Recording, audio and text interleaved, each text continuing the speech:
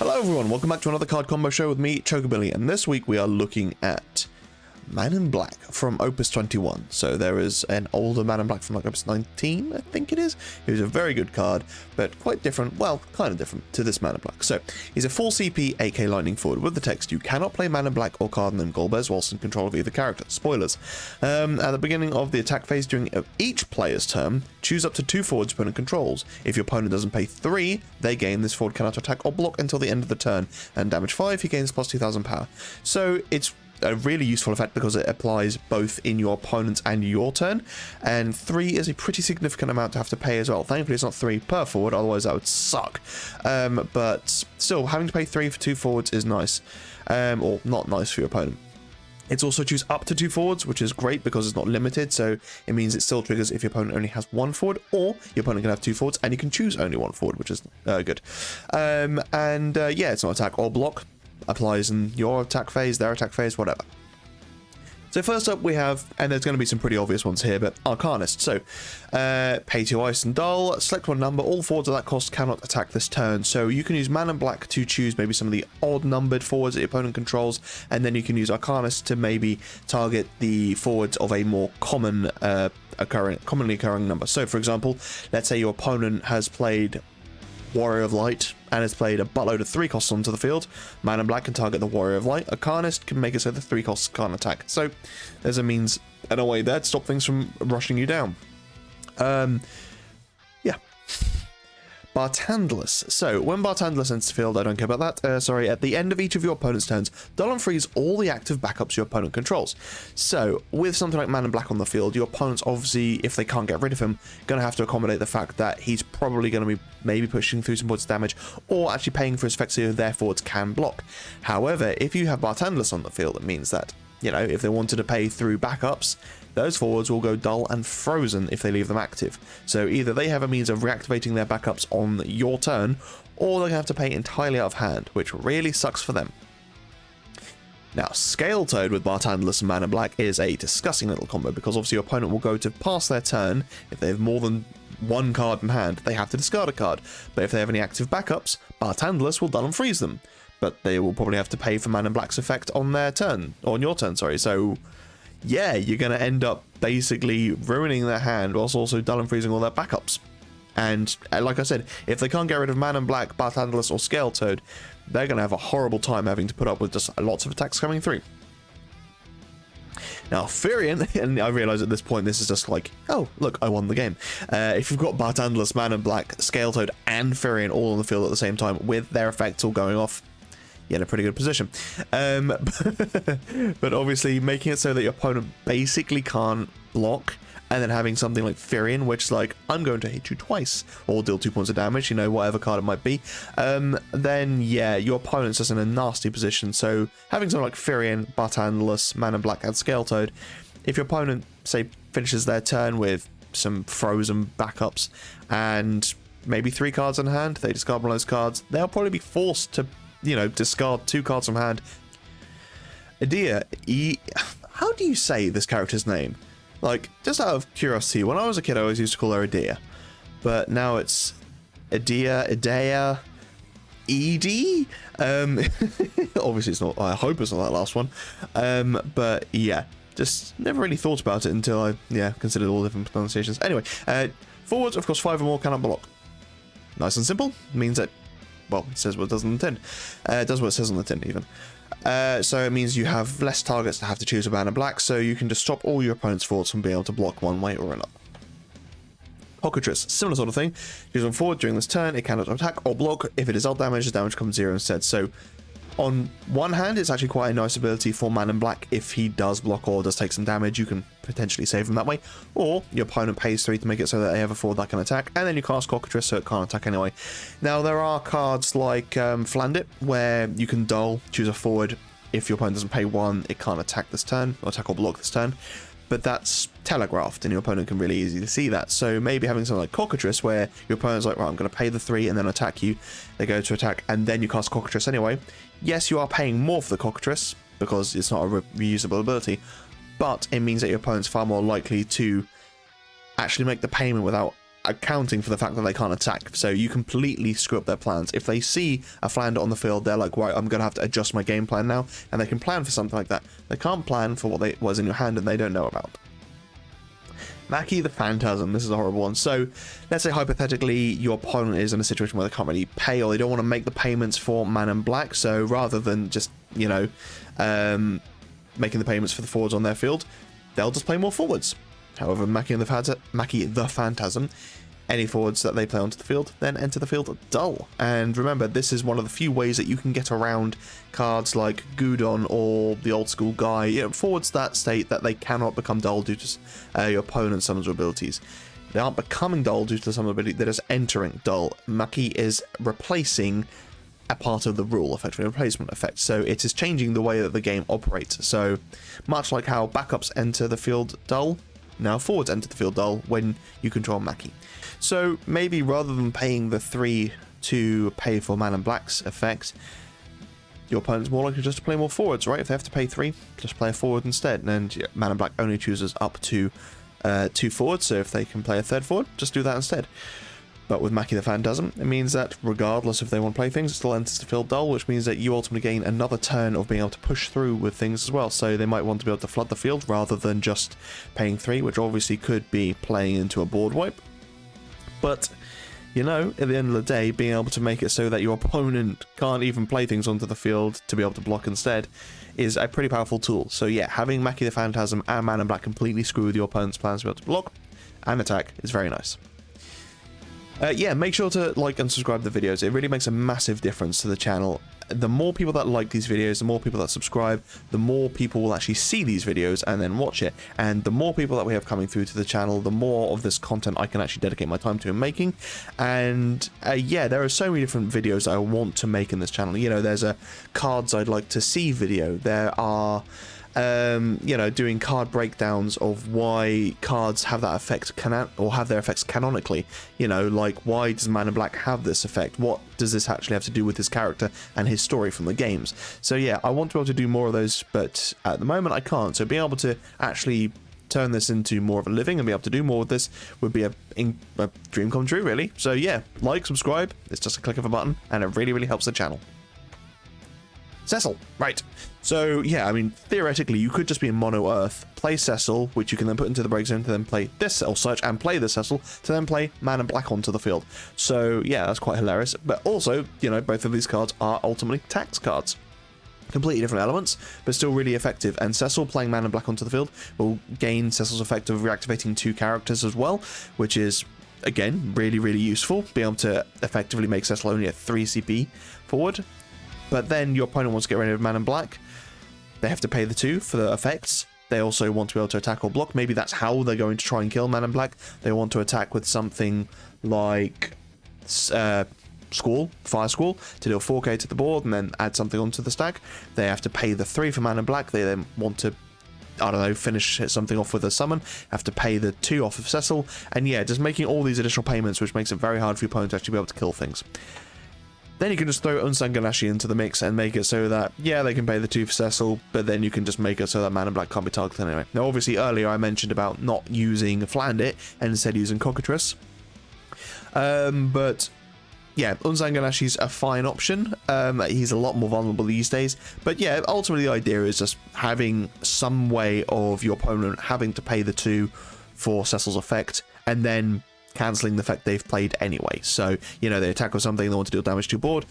Maybe if it's through a summon, you cast the Water Leviathan to make it so that your forwards don't take damage from summons. You know, things like that. Ultimately, punishing your opponent for making the payment anyway. Tulian. Bit of a weird one, I appreciate. So pay 0, choose on forward until in turn it gains this forward must attack or block once per turn. Oh, sorry, what? Yeah, you get what I'm saying. Must attack once per turn if possible, or this forward must block if possible. Now, with Mana Black, obviously you're stopping things from attacking or blocking, but what you can do with Mana Black and Tulian is adjust the order in which your opponent would be able to attack or block. So let's say hypothetically your opponent's got a big forward and a small forward, and you don't want the big forward to block. You can use Mana Black to make it so that your opponent has to pay 3 for the big one to actually block, but then you use Tulian to make it so the small one has to block anyway, or has to attack first. So yeah, ultimately just making it so that they are forced into these awkward situations of you have to block with this one first, but if you want to block a second attack, you then have to pay the 3 for this one, is just this weird situation for your opponent to have to deal with, but kind of hilarious at the same time because these two cards feel like they're working against each other, but actually in the right situation, they can be used effectively with each other. And Jack is a fine example of that. So let's say hypothetically you've got man and black on the field and then you've got Jack.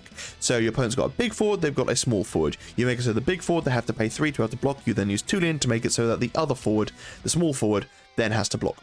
They have to pay the 3, you attack with man and black, the small thing dies, you then attack with Jack. Then the big thing blocks, but Jack's power is doubled when he deals damage to something, and then Tulin increases that damage by 2 as well. So yeah, you're probably killing the forward that's blocking, unless it's got first strike and some silly other abilities, like, I don't know, Warrior Light. But either way, it's just this hilarious, weird mix-up of putting forwards on the field that your opponent really doesn't want to be hit with, because Jack would deal 2 points of damage to your opponent, similar to what I said earlier with Firin, he would deal 2 points of damage as well. Well, through 2 attacks anyway.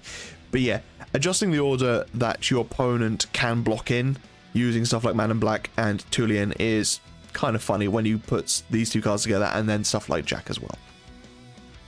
Next we have Phil Thanos. So, your opponent might be in a starter deck, which is fairly prevalent at the moment, where they're like, alright, I won't pay the 3. Hit me.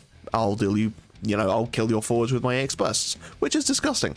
So, having someone like Phil Thanos on the field means that, sure, use that EX burst, take 3 more points of damage, So, ultimately it's a fail-safe for Phil Thanos. If your opponent's in a situation where they're like, I don't really want to pay that 3, because I still feel pretty safe, Phil Thanos might be a way around that. Babus, so going back to some old school attacks from Opus 4. When a forward your opponent controls attacks, choose one forward your opponent controls. If your opponent doesn't pay 1, freeze it. So this is a bit of a weird one actually, because when your forward your opponent controls attacks, choose one forward your opponent controls. So you're not freezing, or not necessarily freezing, the forward that attacked. And that's the really weird thing, is that you could maybe choose another forward that is about to attack, freeze it, and then dull it through another effect as well. But ultimately, the idea here is that you would use Man in Black with Babus. Your opponent has to pay 3 if they want to attack with something, and then they also have to pay an additional 1, otherwise that forward will probably become frozen as well. Which is, yeah, just kind of annoying. Obviously, Babus is very easy to kill. I mean, Man in Black is kind of easy to kill these days, but regardless, just having all these horrible tax effects where your opponent has to basically pay to be able to do anything could become pretty nightmarish. Fland it. Already gone over it, but still. Dull, choose one forward opponent controls. If your opponent doesn't pay 1, it cannot attack or block this turn. Obviously, earlier I said about using the Cockatrice. Fland it is more sticky, though, so you have the chance to potentially use this effect more often. And yes, it is more viable to being broken, but if your opponent's breaking it with pretty much any effect, their chances are they've paid more than you've played for Fland it.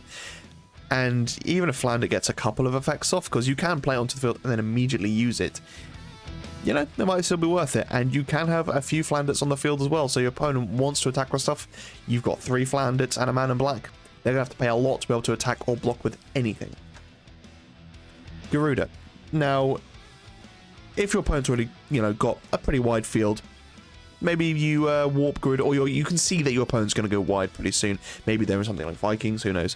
But warping Garuda and then having Man in Black on the field might feel a bit counterintuitive, because ultimately Garuda's going to kill the Man in Black. But what it means is that your opponent's going to want to try and push as much damage as they can before their forwards start dying through Garuda. So then they're going to want to start paying the 3 for Man in Black. But they're also going to be left with all these cards in hand because they don't want to play forwards onto the field because Garuda's going to kill them. Or if they do play those forwards onto the field, potentially they're going to have to pay the 3 for those forwards to be able to attack as well. Now, as I mentioned earlier, if your opponent starts to go wide, then there are countermeasures you can put in place to make it so that it doesn't matter if you're going wide, I'm still going to make it horrible for you to have to pay for these things. And ultimately, Garuda only breaks forwards, so it means that if you've got some monsters, like Flandit, for example, that can also make your opponent have to pay for these forwards, not be able to attack or block. It's quite funny. Zeramus. At the end of each of your opponent's turns, dull all the forwards opponent controls.